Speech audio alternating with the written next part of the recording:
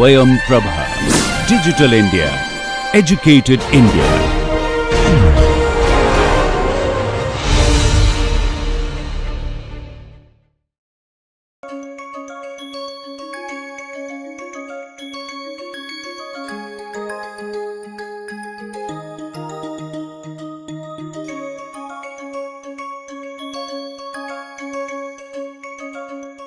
We have been discussing flow through porous media,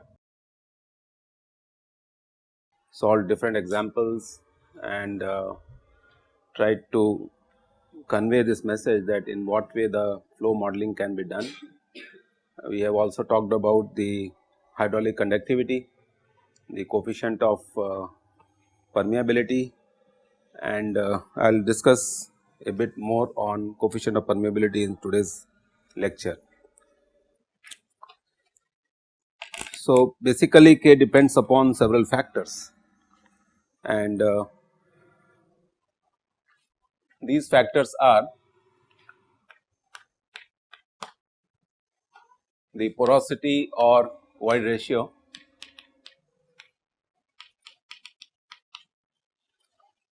the particle size distribution,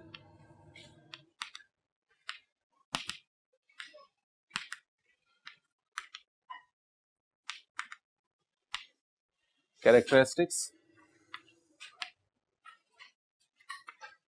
We have used this concept of D10 and so on. The third parameter on which the K depends upon is the shape and orientation of the particles.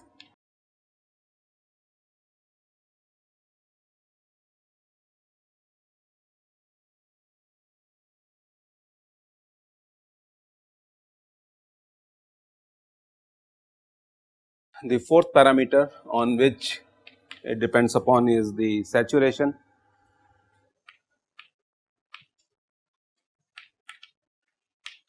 and normally we define this as S. The another parameter on which it would depend is the type of cations,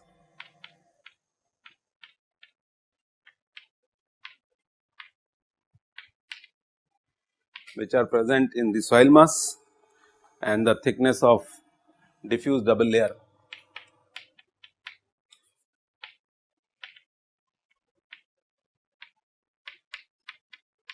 DDL stands for diffused double layer. We also call this as the adsorbed layer, and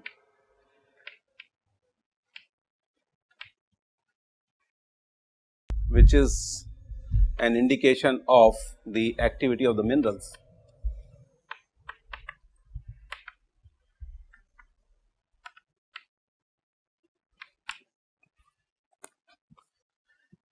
So, if you remember the way we have defined K, we said K is equal to capital K multiplied by rho upon mu into G, and where capital K we have defined as the intrinsic permeability.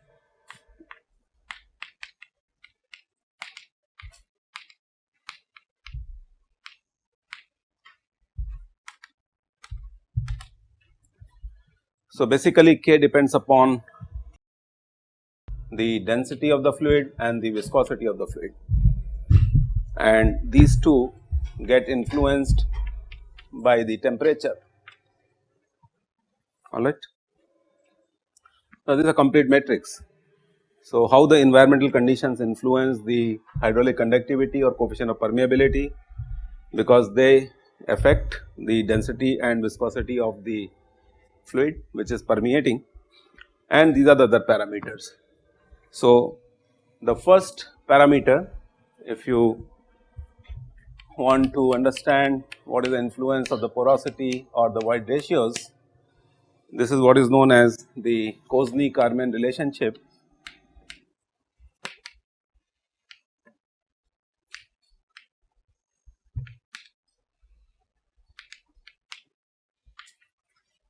This relationship is valid for mostly coarse grained materials.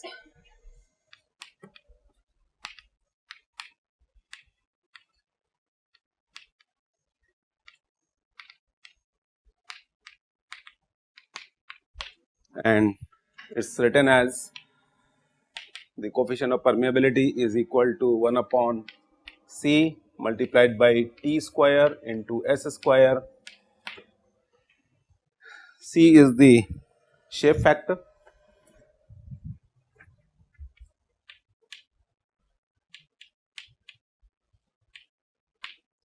it is understood that if the particles are spherical in nature, coefficient of permeability is going to be higher as compared to the particles which are flaky or the particles which are angular or subangular. T corresponds to the tortuosity. If you remember, we have talked about this in the previous lecture. Tortuosity factor is the length of the tortuous path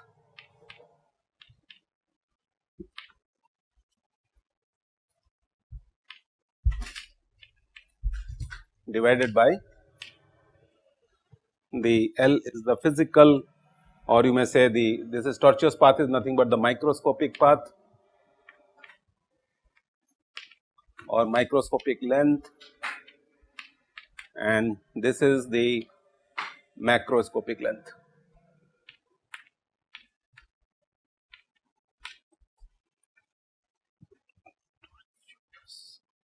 Tortuous, tortuous. So, this is a square of T term, and S corresponds to the specific surface.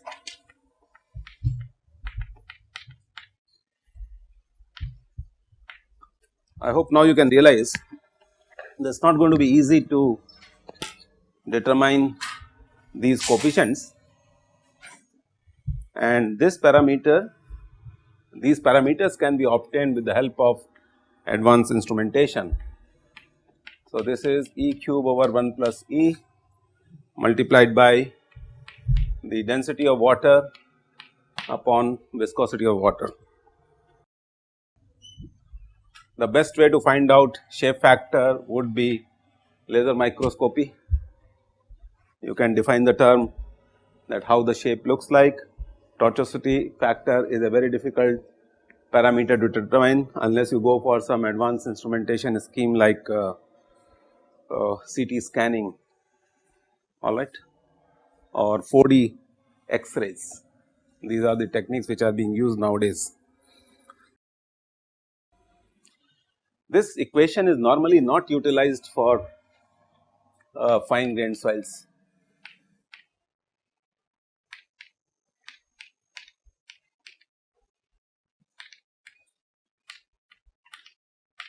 Alright.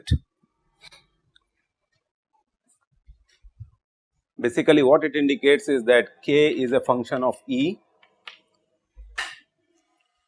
and you will find different variants in the books where people have tried with E upon 1 plus E also, but this is quite prevalent and this is what is known as Kozny-Karman relationship.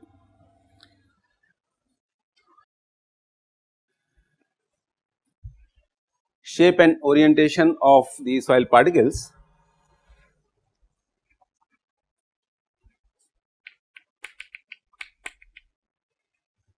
You remember we have talked about the shape already. So, granular materials which are spherical in nature. So, this is number 3, spherical grains show very high hydraulic conductivity for the same density, remember, as compared to the fine grained materials. Now, as far as the orientation of the particles is concerned, I hope you remember this equation or relationship which I had plotted some time back when we were talking about the compaction curve, and what I had shown is that if this happens to be the OMC, you have the variation like this. alright. So, this is how the variation of permeability or the coefficient of permeability would be with respect to moisture content. So, at OMC the K value is minimum, on dry of optimum the hydraulic conductivity increases a bit with increase in the moisture content, and the best way to learn this would be the compaction curve, if you remember. So, this is the moisture content and this is the gamma D. So, these two are in combination to each other. Another thing we should remember is that on I am sorry, it is not dry of optimum, this is wet of optimum. You should correct me, and this is dry of optimum, alright.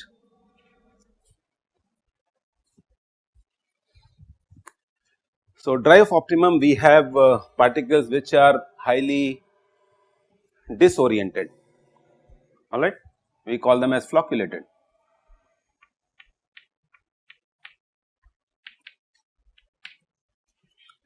And on the wet of optimum we have the particles which are more dispersed.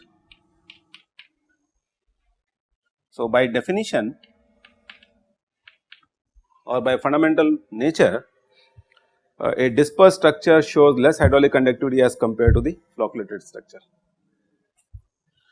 Then we talk about the formation also.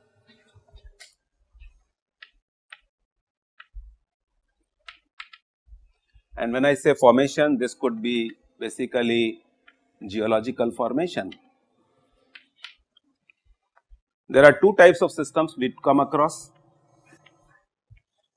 This is the layered soil mass, and once you say layer number 1, layer number 2, layer number 3, it so happens that this has become heterogeneous soil mass, clear. But the assumption here is that each layer is isotropic in nature. So, I will be discussing more about this isotropic nature or heterogeneity of the material. What isotropy indicates is, if I take a point and if I measure its properties in the x, y and z direction, all the properties are going to be same. This is the isotropy, fine. But because of the multi-layered system, it becomes inhomogeneous or heterogeneous. So, a heterogeneous system could be isotropic layer wise.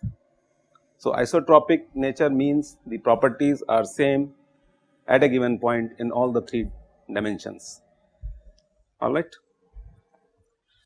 Now, this type of formation may occur in nature by virtue of deposition. You remember we had talked about all these things quite earlier when we were talking about the how soils are formed. So, in this case we would be very eager to know what happens to the hydraulic conductivity when the flow is taking place perpendicular to the bedding direction. So, this is the flow which is perpendicular to the plane of bedding.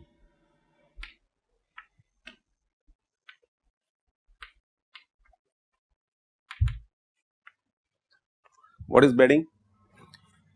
Sediments are being carried by the rivers, and because of the density contrast or because of gravity they settle down. So, the formation of the entire soil mass is taking place layer wise. Horizontal lines which I have shown are the bedding planes, and this indicates the discharge in the vertical direction which is perpendicular to the plane of bedding. I will be more interested in also finding out what would be the QH.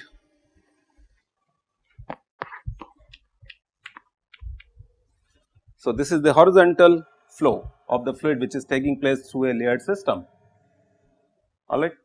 Now, I hope you can realize that this is going to be the parallel to the bedding.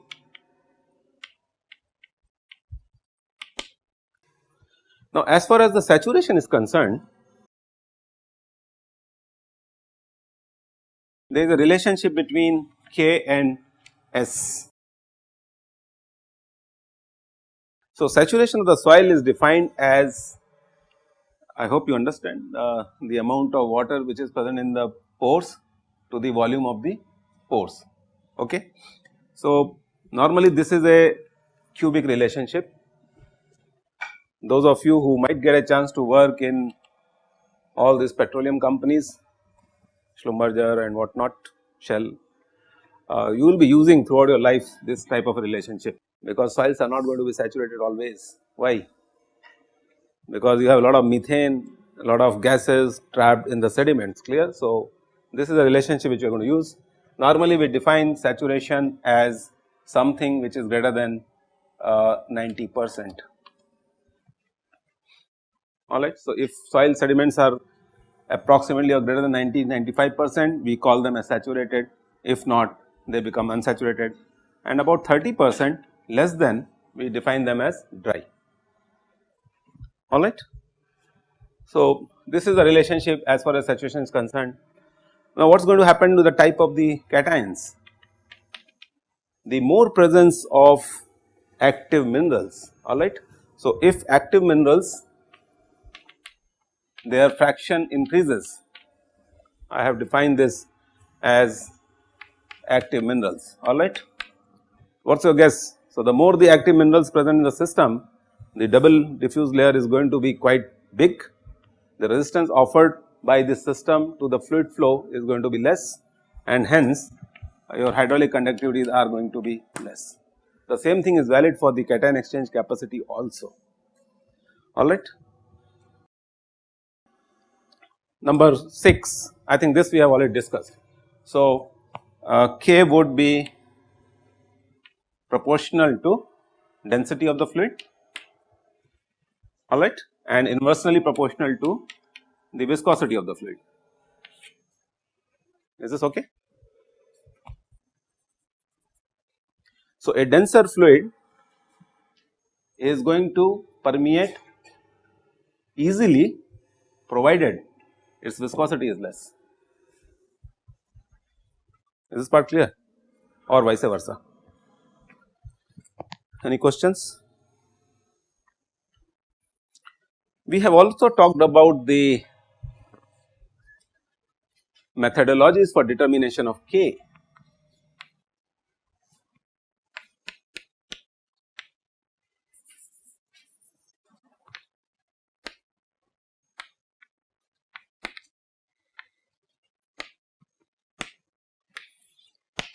So, until now we have discussed two methods which are mostly the laboratory methods.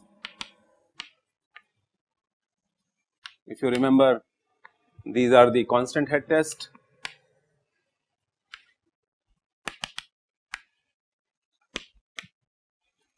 and the falling head test.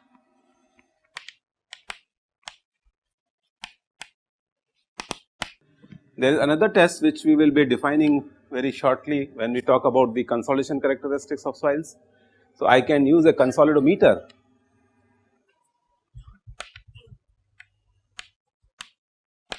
to obtain the K value. This is to be discussed slightly later when we discuss about the consolidation characteristics. As I said, another method would be a triaxial method or triaxial tests. As far as the in situ tests are concerned,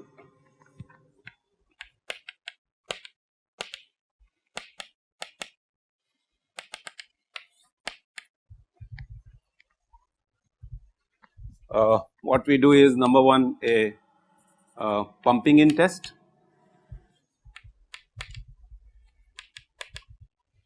So, we will discuss about this, or it could be a pumping out test. What we do is, we drill a well and then pump out water or pump in water, and we see how much the drop in the head is going to take place in unit time. There is another series of tests which is known as the Packer's test.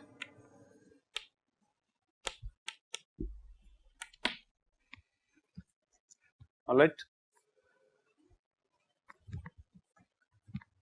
There is another interesting way of defining the permeability of the formations under in situ conditions, particularly those of you who will get a chance to work in deep excavations in rock mass would be Lugion test.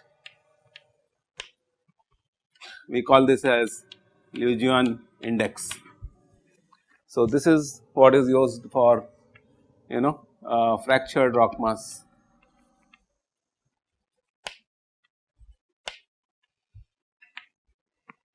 Incidentally, one of the ways to define the hydraulic conductivity would be in the units of Darcy also. So, K can also be defined in the form of Darcy, alright.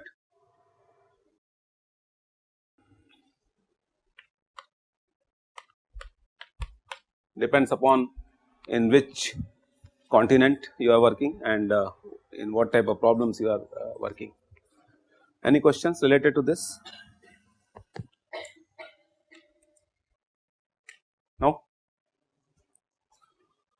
Alright. So, let me take up now some in situ tests.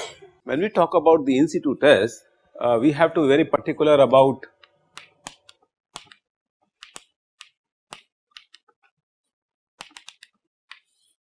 in what type of aquifer I am working. This could be the confined aquifer. In your hydraulics course, I am sure you must have studied this.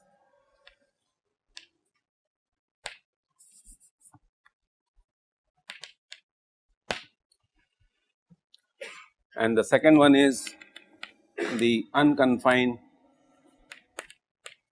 aquifer.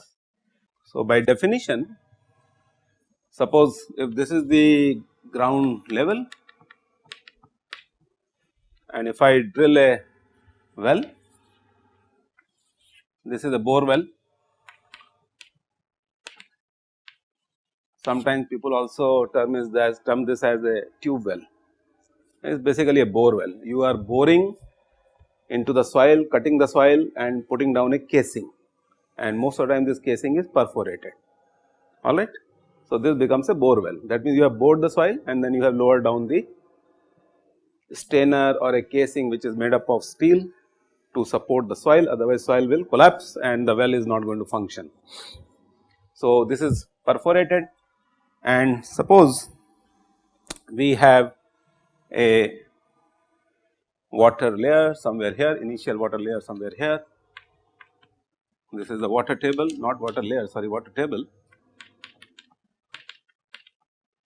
and somewhere here you have a hard rock.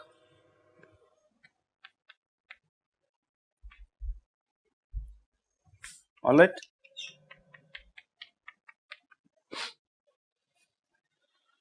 And this is the soil mass.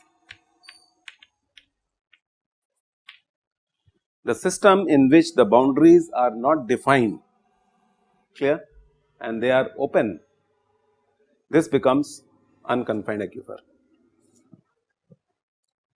Okay. So, you have to monitor closely the difference between 2 and 1. When I draw the figure for 1, I am just discussing now the unconfined aquifer case. Now, suppose if I start pumping out water, what is going to happen? This water table is going to diminish, lower down, clear. We had talked about effective stress analysis when the groundwater table decreases. So, imagine there is a building somewhere over here, alright, and without telling you, someone starts a industry and he or she is trying to suck out all the water for creating, let us say, utility items. Now, what is going to happen? This water table is going to subside. Is this okay? Because of the discharge pumping out operations. This is the steady state situation. I would say a final state, because I have written steady state. Is this okay? Now, the way these tests are done is, you create a well of certain dimension, start pumping out, and then you create 2 observation wells. So, observation wells could be located in the vicinity. This is observation well number 1, this is observation well number 2, and what we are going to observe? How much the groundwater has depleted. Is this okay? Delta H in both the cases. So, this is in ground, this is in the well number 1, observation well number 1, this is observation well number 2.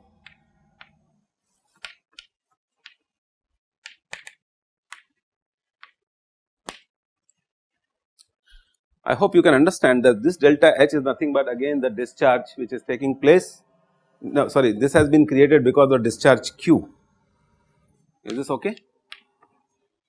Q has caused this delta H1 and delta H2 to appear. Now, suppose if I define the well radius as capital R, from the radial distance to this is, let us say, R1, this is R2, alright, and suppose if I take at a distance of R another hypothetical well which represents a hypothetical surface,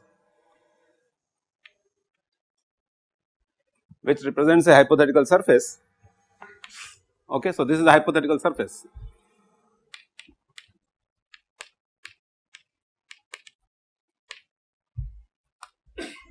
I hope you can realize when you are pumping out water, the discharge is going to take place perpendicular to the surface. Is this correct? Have you understood this? So, this is a sort of a cylindrical curved surface, perpendicular to this the discharge is going to occur. So, if this is R and thickness of this element is dr, clear, height of this surface is, let us say, h, fine. Can I write a relationship between Q as a function of R1, R2, H1, H2 and so on, because Q is nothing but K into I into A. Is this okay? So, K is the principal unknown. Remember, we are doing the field test to obtain the coefficient of permeability. What is I? Area is not an issue, area I can obtain. What is the area? The curved surface will be 2 pi r into h. Is this okay? So, I need not to bother about this thing. So, that means area will be 2 pi r into h. What is I? Hydraulic gradient. Now, how would you find out the hydraulic gradient? Now, this is where we have to take help of a theory which is known as Dupitt's theory.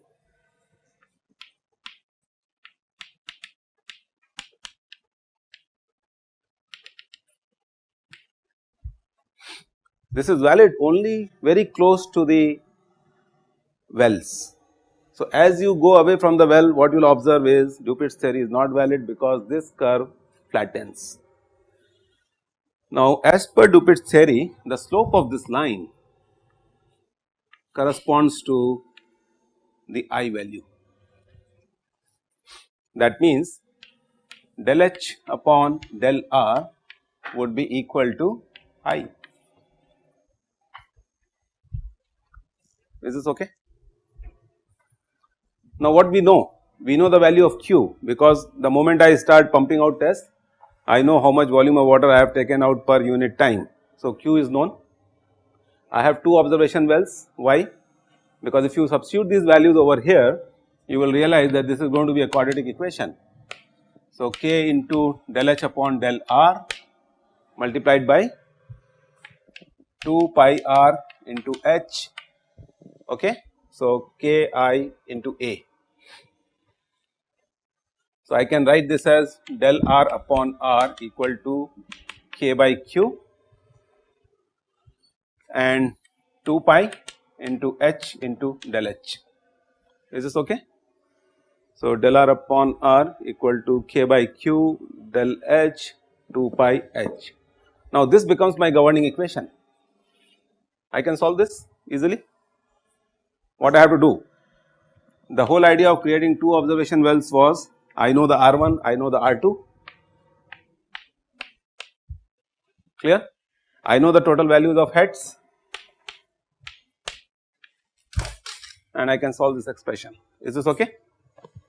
So, what I can do? I can use a sort of a magnetic tape, not magnetic tape, I can use a device, electronic device, I will lower it down the moment it gives me a beep. It is understood that I have touched the water table, I know this value, similarly I know this value, I can substitute over here and I can get the values of K. The difference between this situation which is now, so basically what is the difference between unconfined and confined aquifers? The more you take out water, the more water table keeps on drowning, there is no constraint on this. So, these type of aquifers are known as unconfined aquifers. Now, suppose if I introduce a layer of aquifer in this manner, this is the ground surface and this is the layer of the aquifer.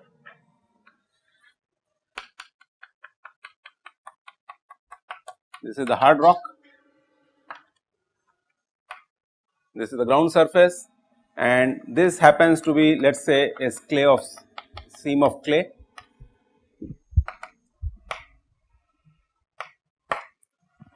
And I am pumping out water.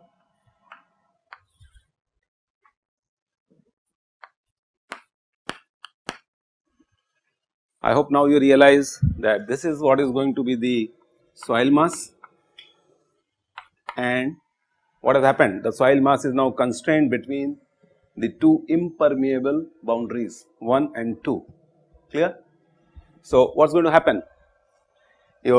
This surface is always going to be bound by this. Is this okay? So, that means when you have put a constraint on the porous media through which the discharge is going to take place, this becomes a confined aquifer case. Here what is happening? Here the surface area is changing with respect to time. The more you pump out, this value of H keeps on dropping down. Here this is going to be constant, and then what about the water table? The water table would be somewhere here. This is the initial water table, okay, and the more and more I suck it out, what is going to happen? It has to be below this, that is it. So, if you solve this expression, what is going to happen here? This your area term will be, if I take it as a distance of r, this will be 2 pi r into h, h remains constant. Now, we are going to use these concepts quite a lot in our analysis. So, what we have talked about until now is coefficient of permeability, what are the parameters on which it depends, how to obtain permeability, coefficient of permeability in the laboratory, in the field, then these two situations, and I hope this helps you. Okay. So, one more thing I would like to discuss, that is the unsaturated hydraulic conductivity.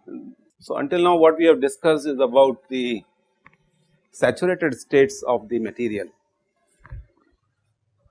Present day geomechanics is heading towards unsaturated state of the material.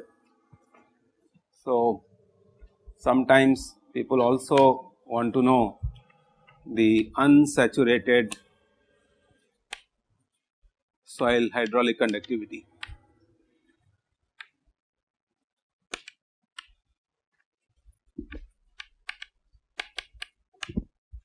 Ku. So, we are now differentiating, you must have noticed very cleverly the difference between K sat, this was all K saturated, alright, and Ku. There are many schools including the Cardiff where most of the guys are working only on Ku. Why? Because most of the geotechnical engineering applications are related to unsaturated state of the material. Nuclear waste disposal, buried cables, buried pipelines, buried hydrocarbon facilities, nuclear explosions, municipal solid waste, alright, chemical reactions going on in the soil mass. So, everywhere you will find that the moisture front moves out and soil becomes unsaturated. So, it is a very interesting way of obtaining it, though it is not a very accurate solution, but to begin with I think you can use the concepts what we have discussed in the classroom. So, what normally is done is you take a glass tube and seal it from both ends by trapping some soil mass in it into it. So, this soil mass is unsaturated, or let us say dry soil mass which is compacted at some gamma d, alright. Submerge the entire thing into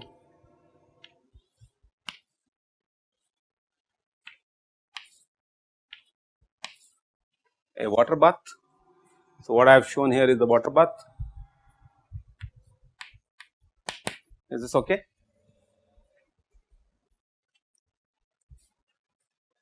And let the moisture front move in the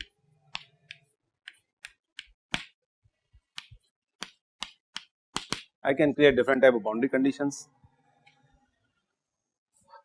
Now, suppose if I shift, I think coming back to our discussion which we are having in earlier lectures, if I create at point 1 and point 2, where point 2 is the capillary interface.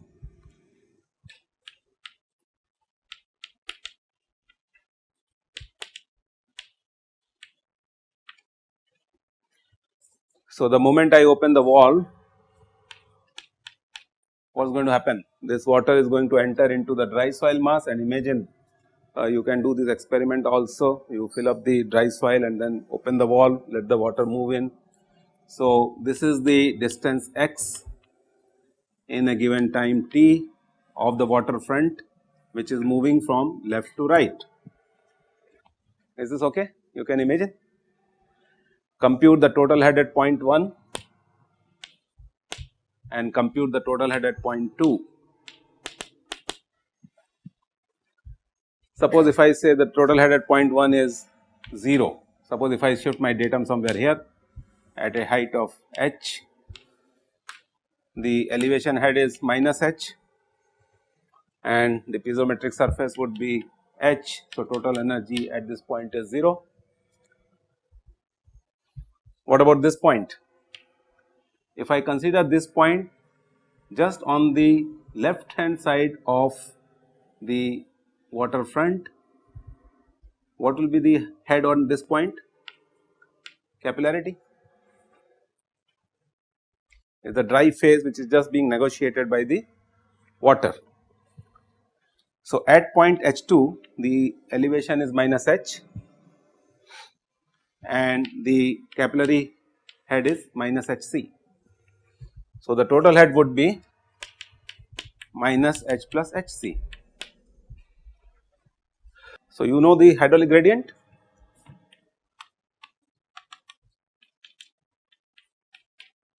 What is the length of the path? X. I can do this experiment, I can measure the x over a period of time and I know how much x has moved in with t. Hc is unknown, alright. So, the moment I know h upon x, which is the hydraulic gradient, what is the value of this charge?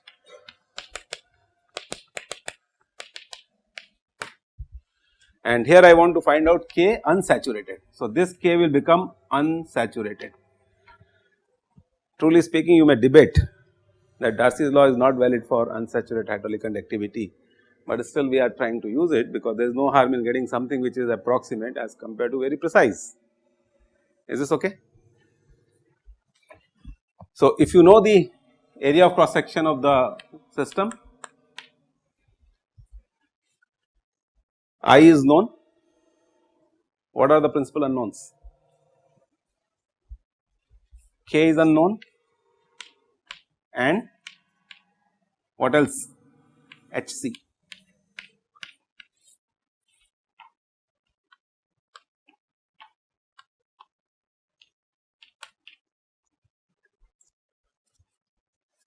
What about the velocity term?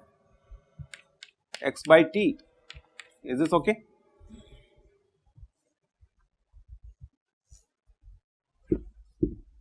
And if I want to find out seepage velocity, this will be x upon t upon porosity.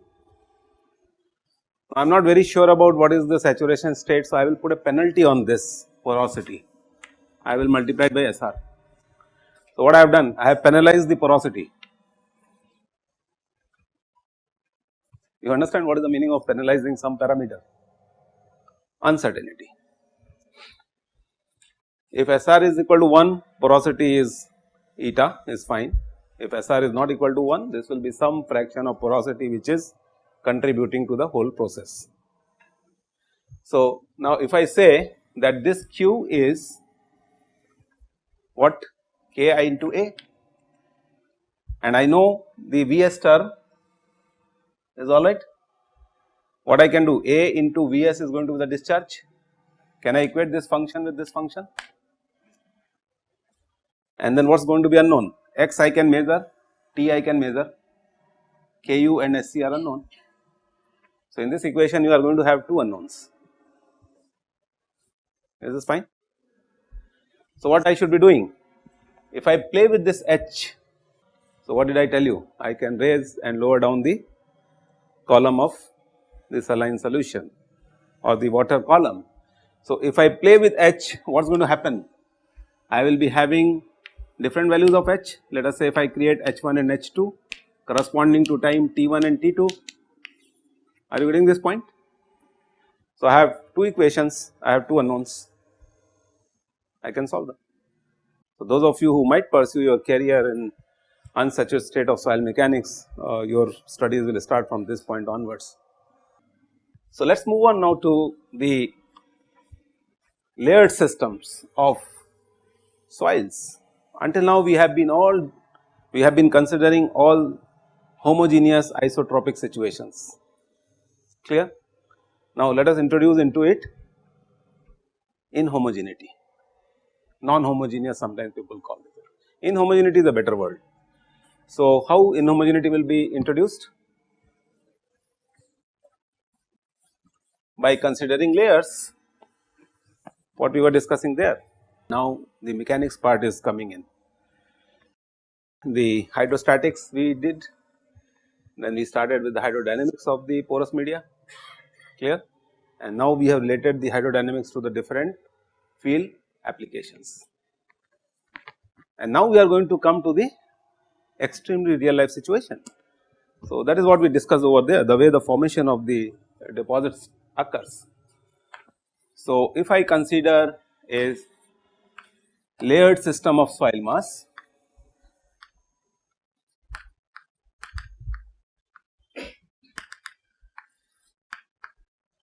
so this is layer number 1, layer number 2, layer number 3 and so on.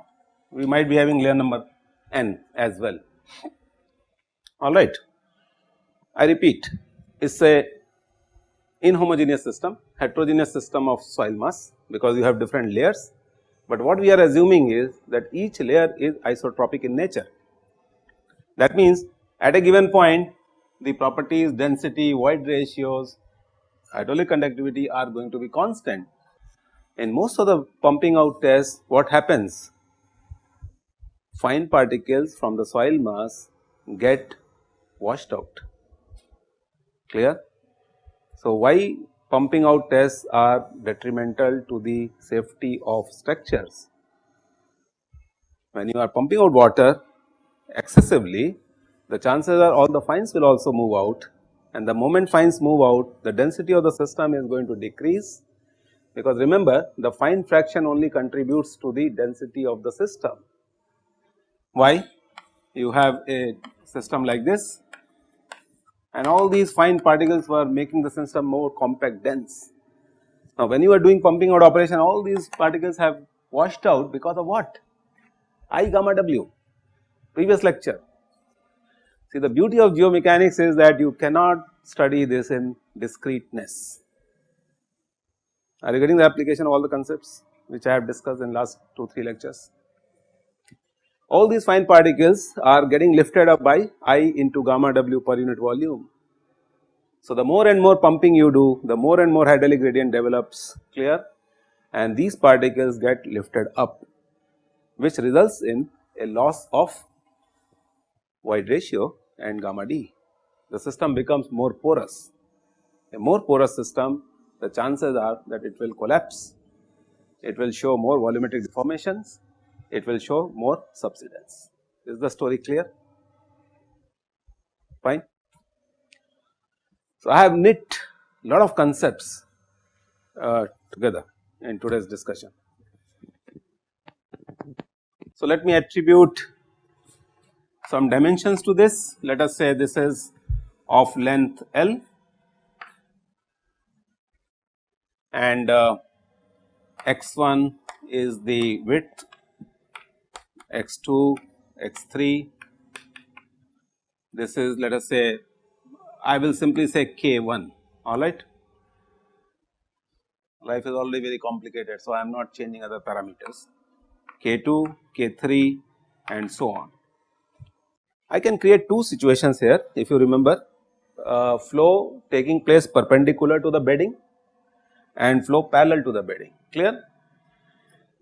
Now, all of you have done equivalent circuits, resistances in series and parallel and batteries in parallel and series, 10+2 physics, hope sure.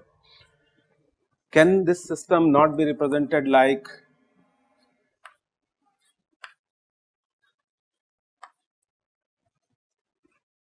now? Suppose if I ask you to fill in the blanks, what is flowing through this on the right hand side? Current. Current gets distributed. Is this correct? So, you said here that I gets distributed in the form of I1, I2, I3 and it comes out from the system. What remains constant? Very good. Voltage. Where is the voltage getting applied? Across the resistances, clear. So, if you consider this as point number 1 and this as point number 2, what you said is the delta V12 remains constant. Is this okay? Suppose if I allow flow of water to take place through this, what is going to happen? Is this situation not similar to the one which I have drawn? Have you understood? Clear? As if multiple pipes are connected to this face through which the discharge is going to take place. So, that means QH is equal to Q1 plus Q2 plus Q3 Qn, and the analogy is this. What remains constant? What remains constant is the voltage across, not in this case voltage, hydraulic gradient. So, if this is HA on this plane and on this plane if it is HB, what is the hydraulic gradient?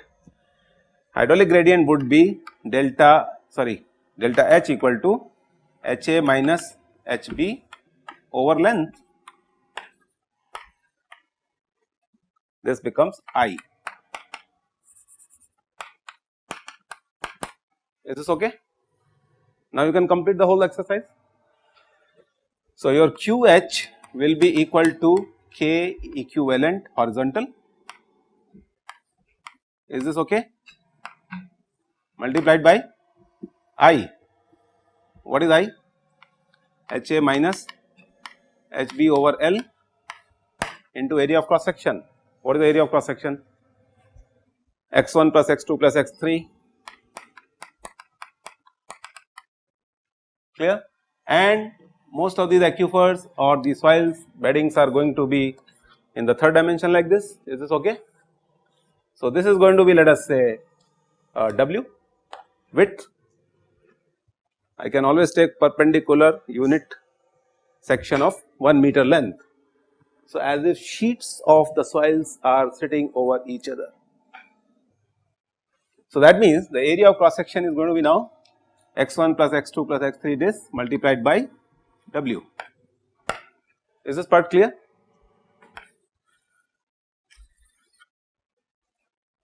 No issues? Analogy is clear? And then now you know what is Q1. Q1 will be equal to K1 I x1 into W. Is this okay? So, you know all the expressions.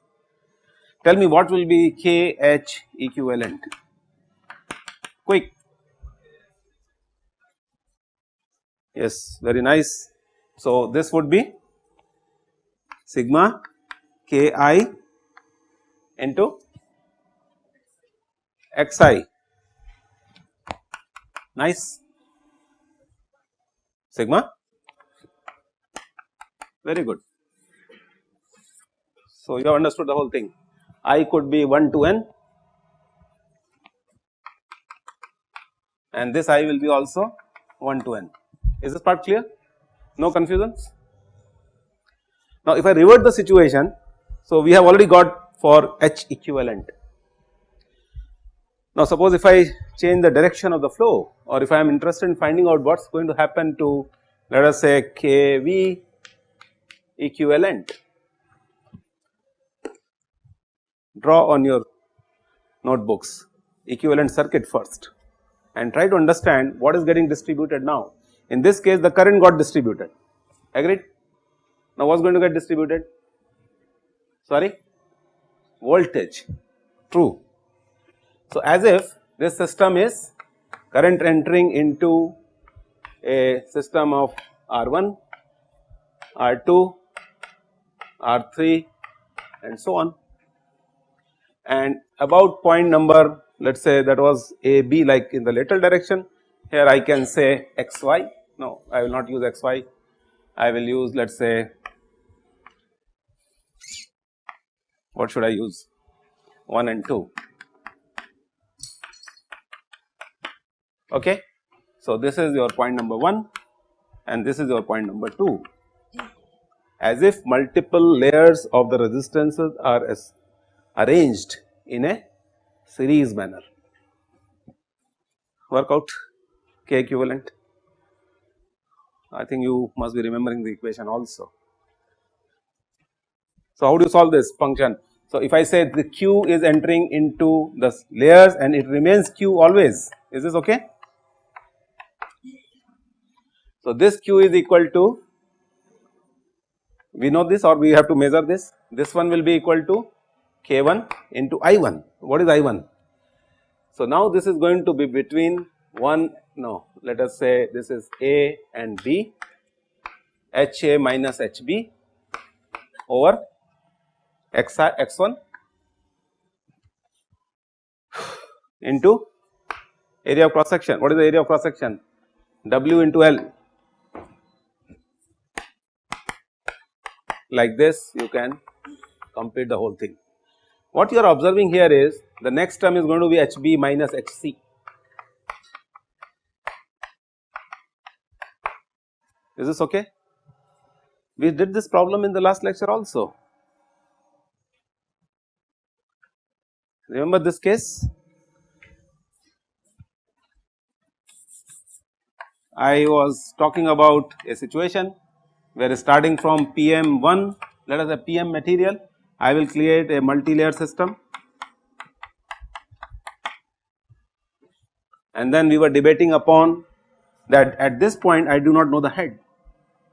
I do not know the head at point B, C, D, intermediate points. Clear? So, how would you solve this equation or how would you solve this situation? Are you getting this point? The question here is I do not know what is the head at point B, C, D and so on. I hope you understand this. Insert piezometers and then do something. Otherwise, this is an interesting question. Otherwise, you have another equation in this form. This Q remains constant. Use this equation, correct? So, this is equal to this and this will be equal to the next one and so on. So, ultimately you are getting a relationship between HA, HB, HBs, HC, and the total head across this is going to be, let us say, HA and Z.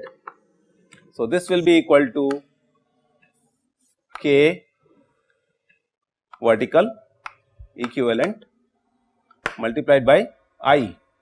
So, I will be HA minus HZ upon L. What is the value of L?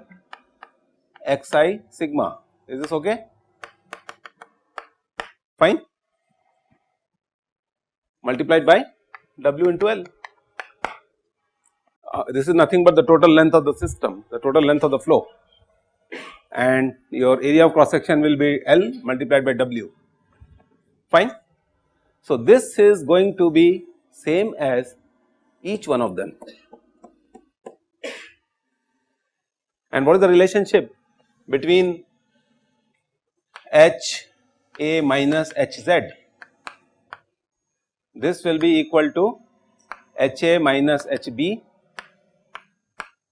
The hydraulic gradient is getting dissipated or getting added up. So, this total head will be equal to this plus this plus this plus this.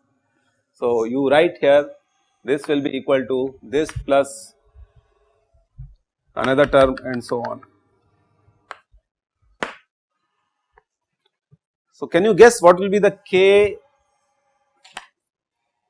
vertical equivalent would be?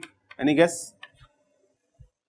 1 upon R equal to 1 upon R1 plus 1 upon R2, that equation you remember. What happens in case of capacitance?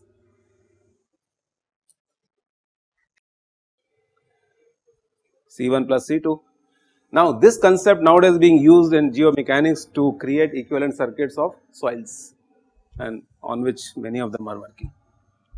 So, we do impedance spectroscopy at very high frequencies and we try to get the response of the material, and when we do modeling and all. So, yeah, tell me what this would be. Sigma Xi, very good, sigma, very nice. Please try to prove this. What is your intuitive feeling? Which one is going to be more, KH equivalent vertical or KH equivalent horizontal? Are you sure? 100%. So, this proves that KH is greater than this one, and hence mostly the flow of groundwater is in the lateral direction and so on.